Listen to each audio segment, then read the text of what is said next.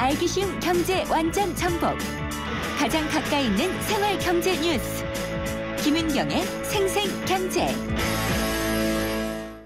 오늘도 하품하다 하루가 다 갔어.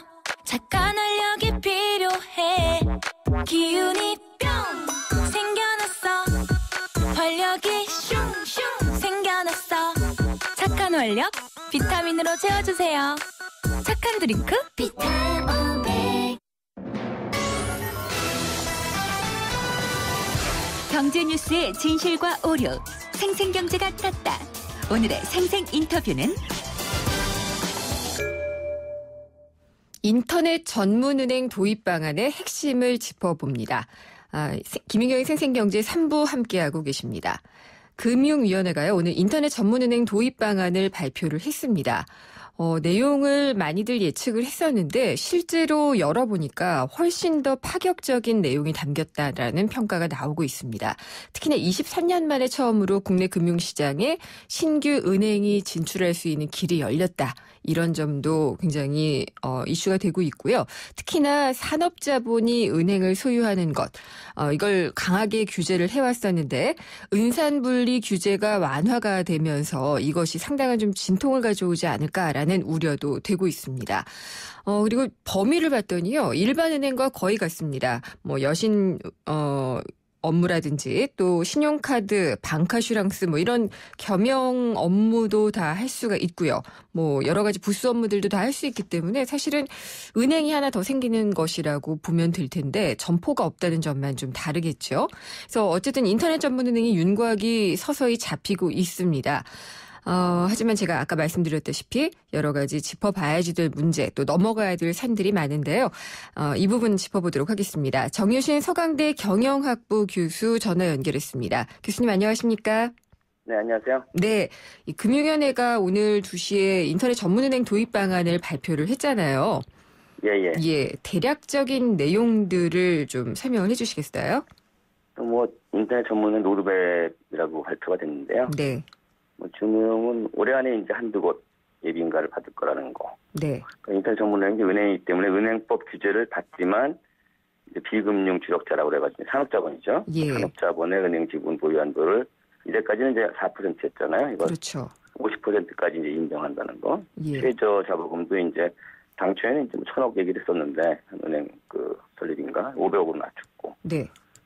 계좌 개설할 때 이제 비대면 실명하기를 허용하는데 방법도 좀 다양하게 허용해주겠다. 예. 비교적 이제 완화된 그런 안들이 나온 것 같습니다. 문을 많이 열어줬다라고 볼 수 있겠죠. 네. 근데 논란이 됐던 부분은 아무래도 은산분리 부분일 것 같아요. 예. 그러니까 이 산업자본이 은행을 지배할 수 없도록 굉장히 간신히 정말 막아놨었다라고 볼 수가 있을 정도로 규제를 강화해놨었는데 이게 산업자본의 자본을 50%까지 허용하게 되면은 사실 이 좀 우려가 되는 부분이 있지 않을까요? 그러니까 지금 나름대로 취지가 있던 이제 우리 금산분리, 은산분리 이슈인데요. 네.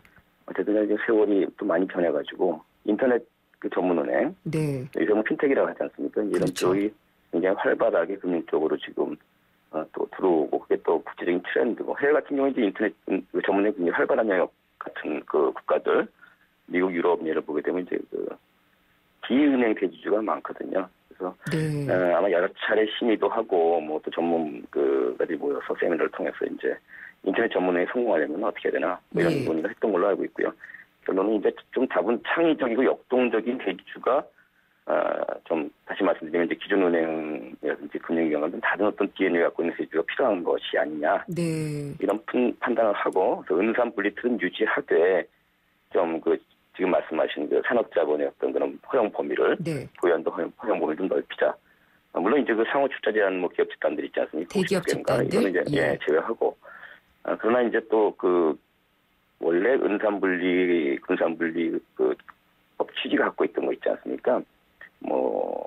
어떤 그런 대기업의 사금고가 된다든지. 네, 사금고가 이런 분들 막기 위해서 이를테면 50%까지 완화를 해도 네. 정관을 변경한다든지 영업량도 한다든지 이사힘한다든지 어떤 중요한 결정들은 주주 3분의 2 이상의 찬성이 필요하니까 예. 다른 부분의 어떤 주주들이 그걸 또 견제할 수 있다고 보고 있는 거고요. 특히 이제 대주주 거래는 별도로 엄격하게 또 규제를 하고 있거든요. 예. 나름대로는 좀 고민을 해서 균형 감각 있게 이제 그러면서 이제 인터넷 전문 은행이 활성화될 수 있는 기준을 좀 마련하지 않았나. 네. 이렇게 일단은 생각합니다. 네.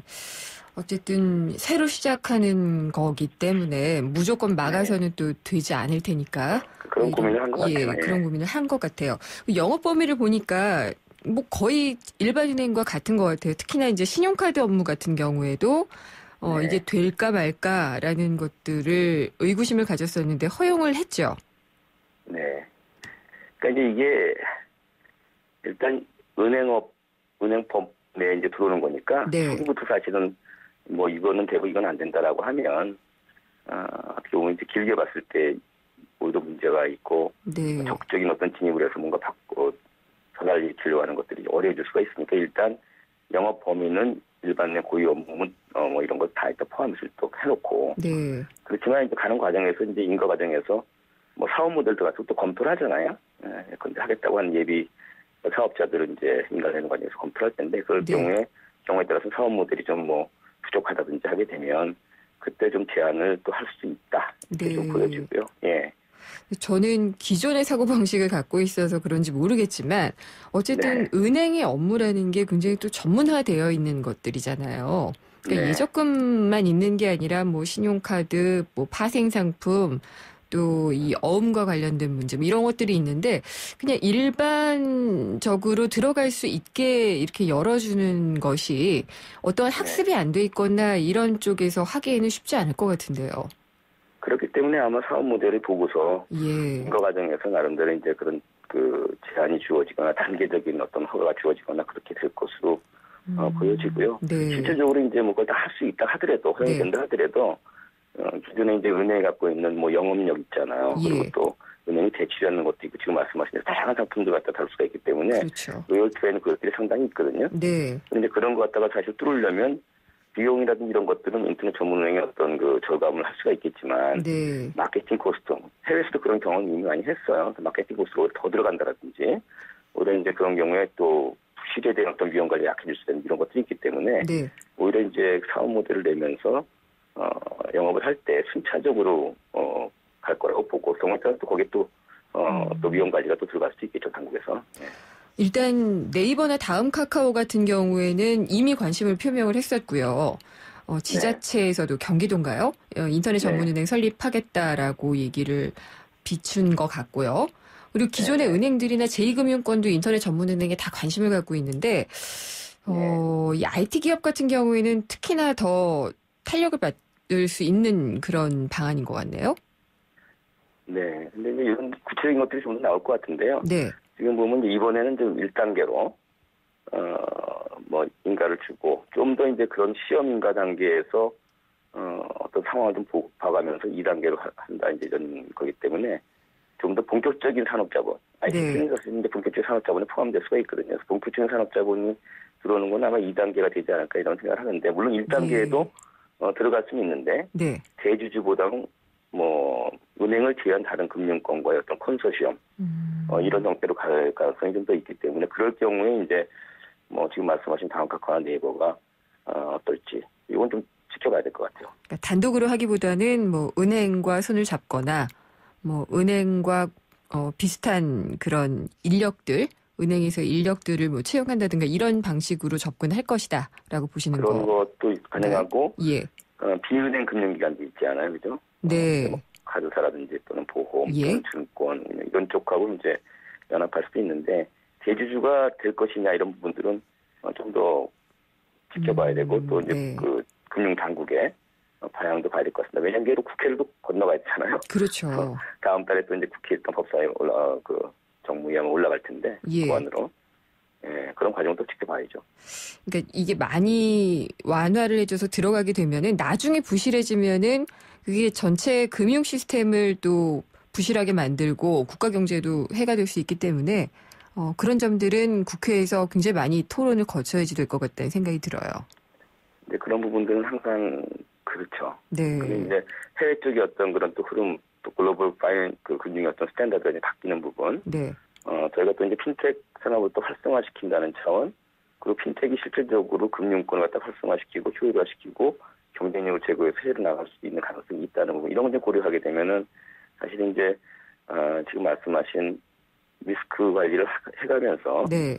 어떤 그런 효율적인 측면이라든지 경쟁력을 제고할 수 있는 부분들은 어떻게 금융산업에 융합시켜서 네. 할 거라는 거는 좀 답은 어렵기도 하지만 네. 좀 챌린징하긴 하지만 저희가 또 해야 되는 그런 이슈가 있는 것으로 생각됩니다. 혹시나 그 기존의 은행들도 자회사 같은 걸 만들어서 들어올 수 있나요? 뭐 그 명시적으로 된다 안 된다 이렇게 얘기는 하지는 않은 걸로 보이고요. 네. 그건 이제 뭐 실질적으로 이제 국회 가서 거치면서 여러 가지 네. 그런 이슈가 나올 때, 예. 뭐 은행이 인터넷은행 할 수 있는데, 네. 해외 같은 경우에는 또 이제 은행보다는 좀 은행과는 다른 DNA를 가진 부분들이 들어와서 예. 은행업을 좀 더 활성화시키는 게 필요하다는 또 인식도 있기 때문에 알겠습니다. 이건 또 단계적으로 가지 않겠습니까? 1단계, 네. 2단계. 예, 아직 뭐 정해진 게 없다 보니까 제가 여쭤본 게 더 많았던 것 같고요. 오늘 말씀 잘 네. 들었습니다. 감사합니다. 고맙습니다. 정유신 서강대 경영학부 교수였습니다.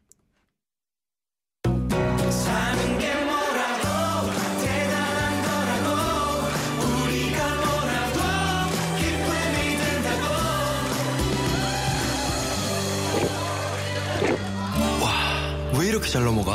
우리가 모였으니까. 하이트.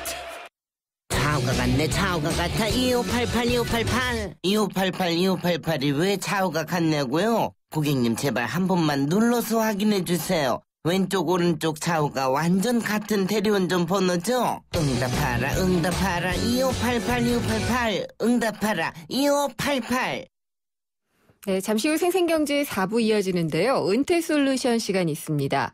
지금 뭐 은퇴솔루션, 은퇴 준비는 선택이 아닌 필수가 됐죠. 노후의 일자리는 어떻게 볼 것인가 생각을 해보는 자리가 될 것 같고요.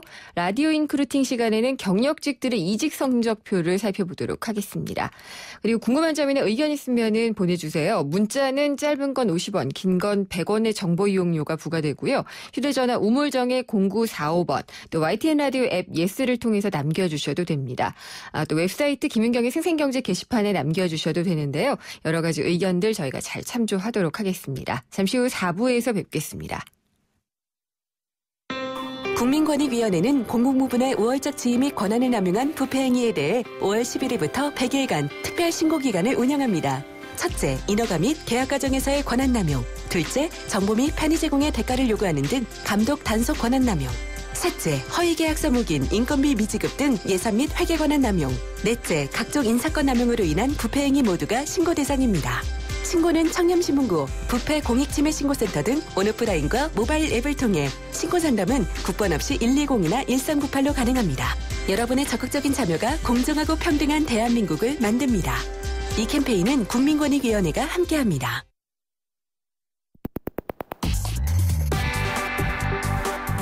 어려운 경제학은 가라. 귀에 쏙쏙 들어오는 김인경의 생생경제.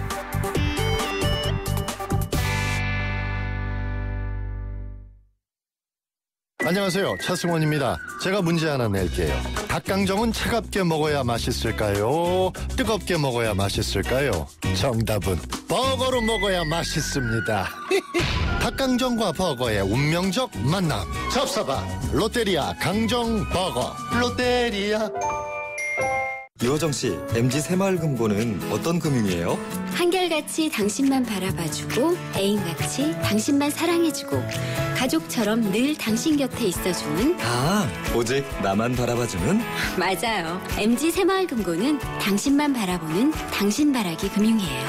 MG 새마을금고. 인생의 동반자는 좋은 플러스가 되죠. 우리 몸에도 좋은 플러스가 있습니다. 최불암 씨는 새로 나온 인사돌 플러스로 바꿨습니다. 잇몸 속은 잡아주고요. 겉은 지켜주고 아주 효과적인 인사돌 플러스. 붓고 시리고 피나는 잇몸을 건강하게 인사돌 플러스. 새로 나온 인사돌 플러스. 잇몸에 좋은 동반자죠.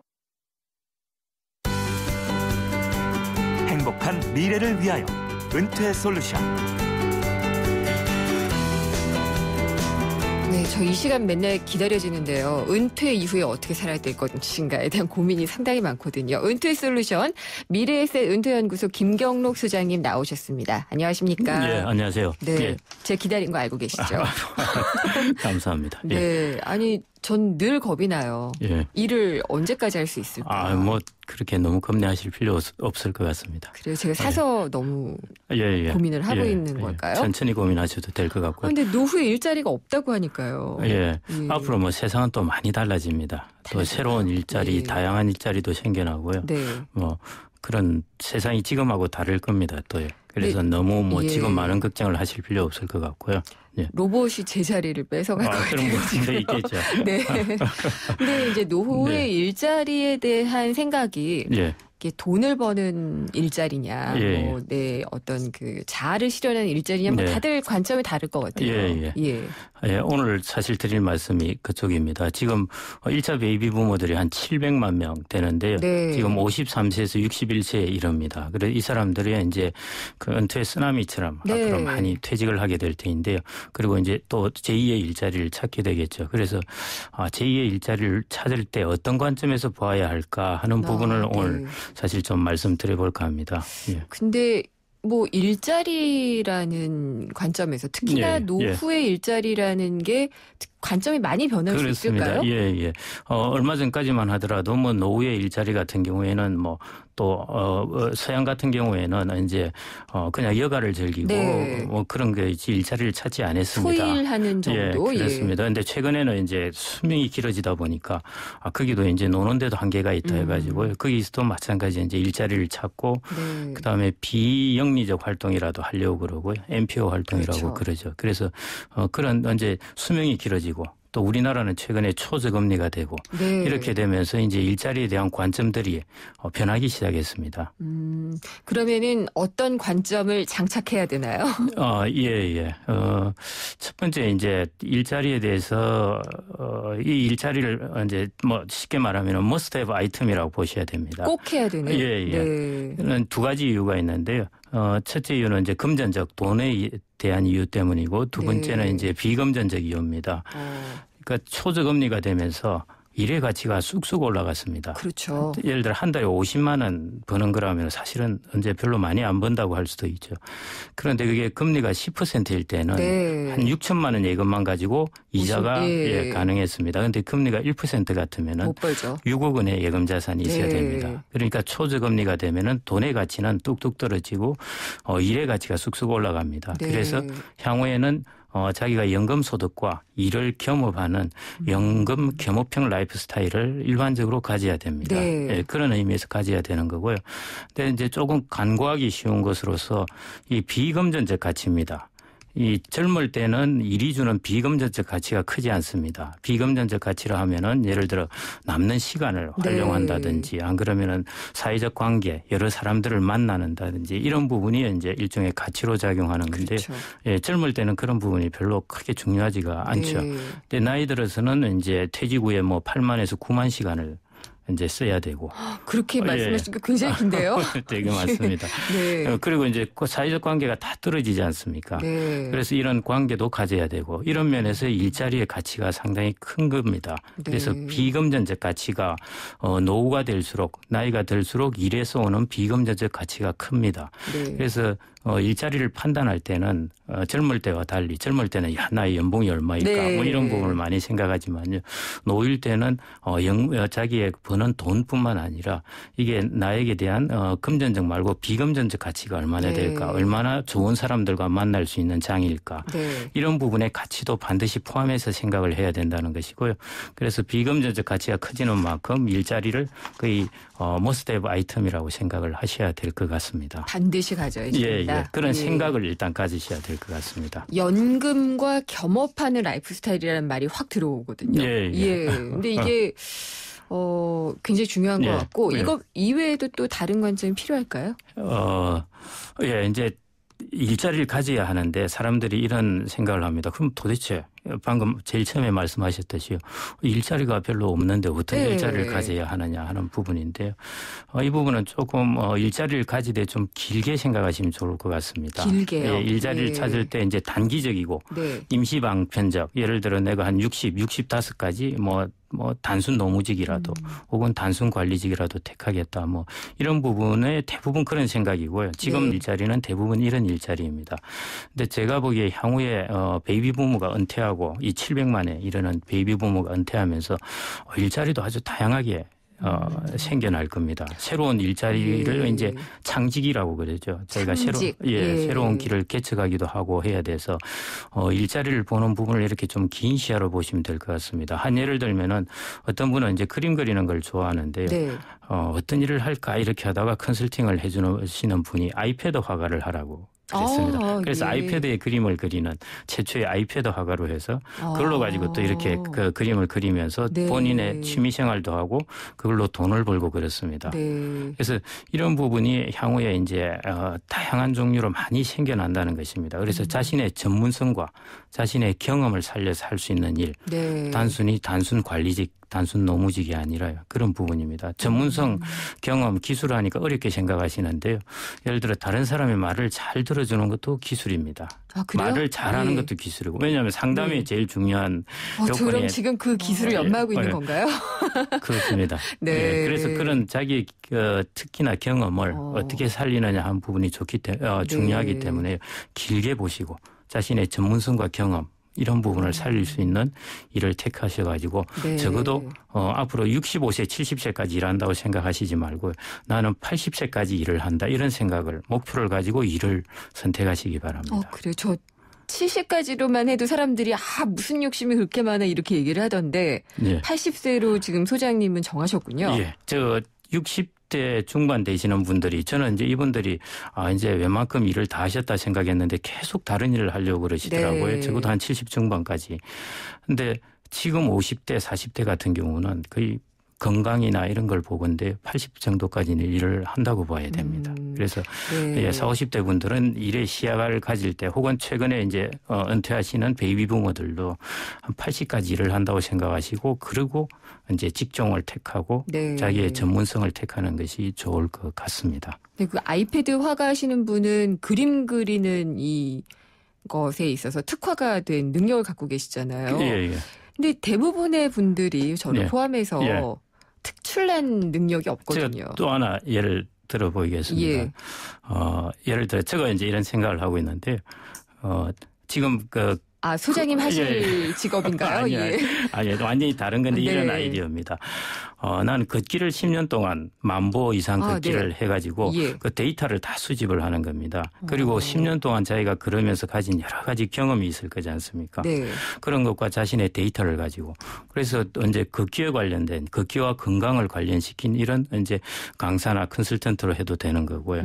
그런 향후에는 다양하고 자그마한 그러니까 지금까지는 소품 대량의 직업 세계였다면은 향후에는 이제 다품종 소량의 시기가 온다는 것입니다. 그래서 지금 생각하지 못했던 또 다양한 직업군들이 생겨나게 됩니다. 그래서 그런 것들을 장기적인 시야를 가지고 좀 찾아보시면 좋을 것 같습니다. 뭔가를 계속해서 생각하고 있어야겠군요. 그렇습니다. 예. 뭔가 이제 제가 노후에 하려면은 투자를 해야지 될 것 같은데. 그렇습니다. 배우자에게 투자하라 이런 말씀도 하시더라고요, 소장님. 예. 그 좀 조심해야 될 부분이긴 한데요. 조심해야 되나요? 아니요, 네. 그 다른 부분이 아니라 방금 말씀드렸듯이 전문성이나 경험 혹은 80까지 일을 하려면은 그냥 있어서는 안 됩니다. 네. 자기 자신한테 한 번 더 투자를 해야 됩니다. 그렇죠. 예, 우리나라 사람들은 대학 가기까지는 어느 나라에 비해서 과다하게 교육 투자를 하고 대학을 졸업하고 난 뒤 어느 나라에 비해서 과소하게 투자를 합니다. 안 하죠. 예. 특히 남자도 마찬가지고 주부들도 마찬가지인데 자식한테는 투자를 해서 돈을 썼지만은 자기 자신한테 돈을 썼냐를 되돌아보면은 사실은 거의 쓰지를 안 했습니다. 그래서 인적 자본의 가치가 잘 떨어지기 쉬운 나이가 40대 중반 정도부터입니다. 네. 그래서 이때부터 자기 자신에 대한 투자를 해야 되고요. 특히 지금은 이제 베이비부모들이 은퇴하거나 하실 때는 너무 서두르지 마시고 네. 자기 자신한테 대한 투자를 생각해 보셔야 되고요. 배우자부 말씀하셨는데 활용의 측면에서. 요즘 이제 여자들의 창업이 많이 늘어나고 여성들한테 유리한 직종들이 많이 생겨납니다. 알겠습니다. 그래서 배우자한테 투자하는 것도 좋은데 다만 네. 배우자분이 이게 애 다 키워놓고 나니까 이제 살만하니까 내보고 일하러 나가라 하는 거 이런 부분이 네. 조심하셔야 돼요. 그래서 그런 알겠습니다. 부분은 조심해서 소통을 하셔야 될 것 같습니다. 네. 오늘 말씀 잘 들었습니다. 감사합니다. 예, 감사합니다. 미래에셋 은퇴연구소의 김경록 소장이었습니다. 생생경제를 다양하게 만나는 방법. YTN 라디오 앱 예스와 YTN 라디오 웹사이트, 팟캐스트를 통해서 실시간 청취와 다시 듣기가 가능합니다. 언제 어디서나 손쉽게 만날 수 있는 생생경제. 참 좋다.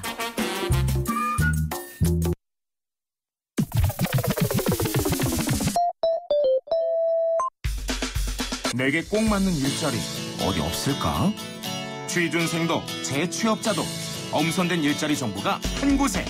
라디오 인크루팅. 라디오 인크루팅 시간이고요. 인크루트 서미영 상무님 전화 연결돼 있습니다. 안녕하십니까? 안녕하세요. 일자리 문제 전 계속 고민했는데 상무님은 왜 이렇게 오랜만인 것 같죠? 예, 얘기를 많이 나눠야 될 것 같습니다. 네. 근데 그동안에는 대부분 신입공채나 취준생들 얘기를 많이 했잖아요. 그래서 오늘은 경력직에 대한 얘기를 좀 해주신다고요? 네네네. 오늘은 경력직, 그중에서도 2015년 상반기 직장인들이 얼마나 회사를 옮겼는지 또 옮기고 싶어 했는지 직장인 이직에 대해 한번 말씀을 드려볼까 하는데요. 따끈따끈한 정보네요. 네네. 그 인크루트가 이달 초 직장인 회원을 대상으로 2015년 상반기 직장인 이직 경험에 대한 설문조사를 시도를 했는데요. 네. 그 744명의 그 응답자 가운데 552명, 무려 한 80%에 가까운 응답자들이 상반기 이직을 시도했다라고 응답을 했습니다. 10명 중 7명 정도가 이직을 시도했다는 응답인데요. 네. 물론 이제 조사 대상의 다수가 그러니까 구인구직을 하는 인크루트의 회원이기 때문에 뭐 이런 결과이기도 하지만, 그러니까 직장 생활하면서 다들 이직 생각 한 번씩들 하시잖아요. 근데 그 생각이 어떤 생각인지 좀 구체적으로 얘기를 이제 해봐야 될 것 같아요. 그렇군요. 왜 옮기려고들 하던가요? 일단은 기대에 못 미치는 급여, 복리후생이 21.7%로 가장 높았고요. 근저한 차이로 비전이 없다 회사가 20% 정도. 이 방송 들으시는 사장님들 스트레스 받으시고 예. 이어서 스트레스를 주는 상사 및 동료가 이제 15% 정도 응답이 있었고요. 이외에는 뭐 과도한 업무와 열악한 근무 환경 등의 이제 의견이 더해졌는데요. 이럴 때 이제 우리 직장인들이 이직을 생각한다고 합니다. 이들이 평균 5곳 미만의 기업에 입사 지원을 했다고 응답을 했고요. 많게는 15곳 이상의 기업에도 지원했다. 이렇게 이제 응답한 직장인도 10% 정도에 달했습니다. 상반기 동안에만요? 네네네. 그렇군요. 근데 그렇다면은 회사 옮길 때는 지금 말씀하신 그 불만인 점들 있잖아요. 네네네. 그걸 중요하게 보든가요? 네, 그래서 이제 저희가 이렇게 체크를 좀 해봤는데요. 모든 선택에는 기회비용이 드는 만큼 더불어 하루 중 가장 많은 시간을 보내는 곳이 회사잖아요. 그렇죠. 직장인을 옮기는 것도 또 옮길 직장을 선택하는 것도 직장인들에겐 굉장히 입체적인 고민에 빠지게 하는 거지 않습니까? 맞아요. 이럴 땐 결과를 말씀드리면 앞서 지금 다니는 회사를 옮기는 이유 1위가 급여와 복리후생이었잖아요. 이직 지원 시에 기업을 선택하는 이유 1위도 급여. 2위도 복리후생이라고 응답을 했습니다. 그렇군요. 그리고 3, 4, 5위는요. 업무 강도, 기업 환경, 기업의 비전 이렇게 꼽았고요. 다음으로는 기업의 문화, 뭐 회사의 위치, 그다음에 관심 업직종, 동료 상사의 관계, 기업 평판, 이미지 뭐 이런 응답들이 이어서 있었습니다. 아무래도 그 급여와 근무 환경에 대한 그 고민이 제일 많은 것 같습니다. 근데 급여를 많이 주고 업무 강도도 확 올라가면 안 되잖아요. 그렇죠. 세상에 공짜는 없지 않습니까? 그러니까요. 네네. 급여가 높으면 스트레스 높아지고, 책임이 커지면 급여도 커질 수 있고, 뭐 이런 부분이죠. 근데 저는 좀 흥미로운 게, 기존의 설문 같은 것들을 몇 번 봤을 때는 네. 사람 간의 갈등 이게 큰 이유가 되는 경우가 많았고요. 네네네네. 앞으로의 그 옮길 회사에 있어서도 인간관계나 이런 것들을 중시하는 것 같은데 상당히 좀 순위가 낮네요. 네네네. 저도 이제 동료 관계, 상사 문제 이런 것들이 순위가 좀 높을 줄 알았는데 아무래도 이제 직장인이 취준생들에 비해서 조금 선택이 보수적인 것이 일반적이긴 해요. 네. 가정도 있고, 그렇죠. 경력이 올라갔으니까 그에 맞는 보상도 받아야 되고. 그러니까 근무 환경이나 문화나 이런 것들이 다 중요하긴 하지만 기본적으로 본인의 가치가 급여나 복리후생 이제 이런 것들로 표현이 된다라고 이제 인식하고 있는 것이죠. 그렇죠. 그럼에도 불구하고요. 좀 재밌는 점도 있었는데 어떤 건가요? 네네. 이직 기준 1순위가 급여 복리후생이긴 하지만은 최근에 어쨌든 취준생 조사도 마찬가지지만 직장인 조사에서도 흥미로운 응답들이 올라오고 있는 것 중에 하나가 기업 문화에 대한 내용이에요. 기업 문화요? 네네네. 기업 이미지 이야기들은 그동안 많았거든요. 근데 기업 문화에 대한 이야기가 어쨌든 최근 3, 4년 동안 계속 어쨌든 이 응답률에서 증가하고 있는 부분인 것 같아요. 어떤 기업 문화를 원하든가요? 네. 그러니까 우리가 이제 보통 기업의 이미지는 광고나 마케팅이나 CEO의 행보나 이런 쪽에서 이제 드러나는 기업 모습이라고 한다면 기업 문화는 기업의 진짜 모습이자 경쟁력의 원천일 수 있는 거지 않습니까? 그러니까 이게 이 경영자의 철학이나 이런 것들이 기업 문화로 내재화돼서 내부 직원인 종업원들을 통해서 이제 구현되는 것인데요. 이런 이제 기업 문화에 대한 중요성에 대해서 많이 이제 언급을 하고 있는 것 같은데 예를 들면 몇 해 전에 제니퍼 소프트라는 다소 이름이 덜 알려진 IT 회사가 있습니다. 이 회사가 방송을 통해서 관심을 받은 적이 있어요. 그렇죠. 한국 회사에 수영장이 있을 수 있다고 상상이나 했을까요? 작은 수영장이긴 하지만 그리고 직원들에게 패밀리 레스토랑급 식사가 매일 무료로 이제 제공되는 그런 회사라는 거죠. 이 방송 이후에 이제 꿈의 직장이 됐습니다. 이 회사는 채용 과정도 참으로 이색적인데요. 회계 아닌 논술 시험을 치고 그 직원들을 뽑는데 그 논술의 주제가 어떻게 살 것인가, 내 재능과 경험에 대해 비평과 발상 이런 이제 주제가 있었다고 해요. 그렇군요. 하지만 이런 이제 전형을 통해서 회사와 진짜 어울리는 인재를 찾게 되는 거고, 그러니까 직원들에게 이런 대우를 한다는 것이 사실은 이제 경영의 목표가 이윤 추구 이외에도 직원들과 그런 가치를 나눈다는 그런 의미가 이제 부여되는 거지 않습니까? 그렇겠죠. 이런 것들을 전체적으로 이제 기업 문화 이렇게 이제 표현하고 있는 것 같아요. 그래서 최근 구직자와 직장인 사이에서는 좋은 회사의 이제 기준으로 이 문화에 대한 언급이 증가하고 있고요. 일하는 분위기, 동료 관계, 직원에 대한 회사의 태도 이런 것들을 기업 문화라고 이제 일반적으로 표현하면서 중요하게 좀 다루고 있는 것 같습니다. 특히 요즘 그 청년층들이요 기존 수직적 조직 문화에 대한 좀 이질감들을 많이 느끼고 있는 것 같고요.